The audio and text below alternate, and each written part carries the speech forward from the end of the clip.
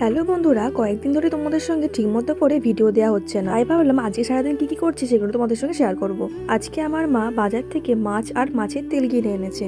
এইদিকে মা মাছের তেলটা ভালো করে পরিষ্কার করে নিল, এখন মাছগুলো ছোট ছোট করে কেটে নিল, এরপরে মাছটা ভালো করে ধুয়ে নিল। এই দেখো বন্ধুরা, আমি বসে গেছি লাল নোটে শাক নিয়ে। আজকে আমি ঘরে রান্না করব মাছের তেল দিয়ে লাল নোটে শাকের তরকারি। এখন দেখতে পাচ্ছি নর্মালি মাছগুলো ভেজে নিচ্ছি আর কি। লাল নোটে শাক আমি অনেকবারই রান্না করেছি, মায়ের অনেক খেতে ভালো লেগেছে, তাই ভাবলাম তোমাদের সঙ্গে রেসিপিটা একবার শেয়ার করি। ওইদিকে মায়ের মাছের ঝাল রান্না হয়ে গেছে আর আমি এখানে দেখো বসে গেছি শাকটা করতে। তাই জন্য সব রকমের জোগাড় করে নিয়েছি। প্রথমে কড়াইয়ে তেল দিয়ে তেলটা গরম হয়ে যাওয়ার পরে দিয়ে দিলাম আলু আর পেঁয়াজটা।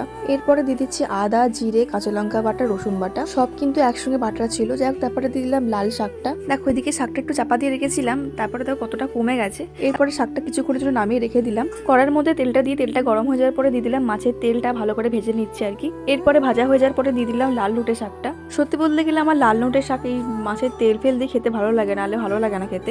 লাল নোটে শাক এমনিতে একটু কষা খেতে হয়, ওই জন্য একটু চিনি দিয়ে দিলাম। তোমাদের মধ্যে নিপা আর বর্ষা আমার ভিডিওতে নাম নিতে বলেছিলে, নামটা নিয়ে নিলাম। চলো আজকের মধ্যে আসি।